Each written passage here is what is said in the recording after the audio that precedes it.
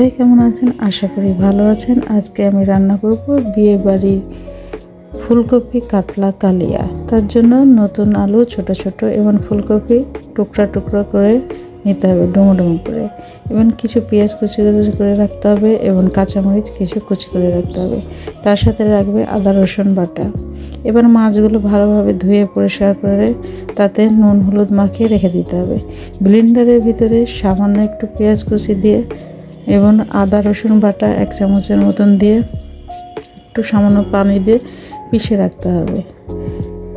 এবার একটি মাছগুলোর ভিতরে লবণ এবং হলুদ শুকনো মরিচের গুঁড়া দিয়ে ভালোভাবে মিশিয়ে রাখতে হবে। তারপরে ভালোভাবে একটি কড়াইয়ের ভিতরে সামান্য একটু তেল দিয়ে, তেলটা হিট হয়ে গেলে মাছগুলো দিয়ে ভালোভাবে ভাজতে হবে, এপিট ওপিট করে, যাতে মচমচে করে ভাজা হয়। মাছের মধ্যে যাতে কাঁচা ভাব না থাকে। মাছগুলো ভাজা হলে তুলে রাখতে হবে এবং ওই একই কড়াইয়ের ভিতরে ছোট আলু ভাজাগুলো ভালোভাবে ভাজতে হবে। যদি কেউ ফুলকপি ডাঁটা খেতে চান তার মধ্যে দিয়ে আলুর সাথে ভালো করে ভেজে নিতে হবে। আলুর ভিতরে একটু হলুদ, মরিচের গুঁড়া এবং একটু লবণ হাফ চামচ করে দিয়ে দিতে হবে। তারপরে আলুগুলো যখন ভাজা ভাজা হয়ে যাবে ওই একই কড়াইয়ে আবার ফুলকপিগুলো আলাদাভাবে একইভাবে হলুদ, মরিচের গুঁড়া ও লবণ দিয়ে ভেজে রাখতে হবে।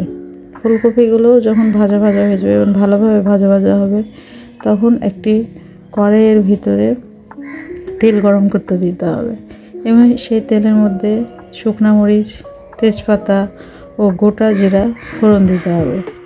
ফোড়নগুলো যখন একটু কালচে পোড়া পোড়া ভাব হবে তখন তার মধ্যে আদা রসুন এবং পেঁয়াজের যে মিশ্রণটি পিষা আছে সেটা দিয়ে দিতে হবে, মিক্সি থেকে ঢেলে দিতে হবে এবং মশলাগুলো ভালোভাবে ভাজা ভাজা করতে হবে। মশলাগুলো যখন ভাজা ভাজা শুকনো হয়ে যাবে তখন একটু পানি দিয়ে তার মধ্যে হলুদের গুঁড়া, একটু মরিচের গুঁড়া, লবণটা খেয়াল করে দিতে হবে কারণ আগেই আলু ও ফুলকপির মধ্যে দেওয়া আছে। এবার সামান্য একটু কাঁচা জিরার গুঁড়া দিয়ে মশলাগুলো আবার ভালোভাবে কষাতে হবে।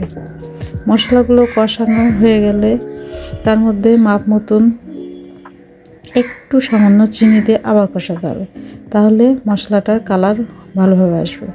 যখন মশলাগুলো কষা কষা হয়ে যাবে তখন তার মধ্যে 1 চিমটি গরম মশলা গুঁড়া দিয়ে ভালোভাবে কষিয়ে ওই মশলাগুলোর ভিতরেই আলু ভাজা এবং ফুলকপি ভাজা দিয়ে ভালোভাবে ভাজতে হবে এবং কষাতে হবে যাতে সমস্ত মশলা আলু এবং ফুলকপির সাথে ভালোভাবে মেখে যায়।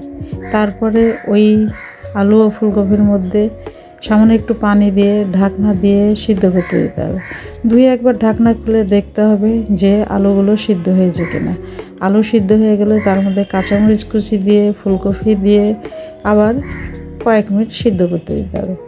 যখন সব তরকারি 80% মতন সিদ্ধ হয়ে যাবে তখন মাঝখানে একটু জায়গা ভাগ করে তার মধ্যে মাছ ভাজাগুলো দিয়ে আবার সামান্য একটু বাটি ধোয়া পানি দিয়ে নাড়াচাড়া করতে হবে। সাবধানে নাড়াচাড়া করতে হবে, দরকার হলে কড়াইটা ধরে ঘোরাতে হবে যাতে মাছগুলো ভেঙে না যায়। এবার একটু সব কিছু একসাথে মজার মতন সামান্য হাফ কাপের মতন পানি দিয়ে ঢাকনা দিয়ে ঢেকে দিলেই আমাদের হয়ে যাবে ফুলকপি কাতলার রসা বা কালিয়া। সবাইকে ধন্যবাদ আমার সাথে পাশে থাকার জন্য।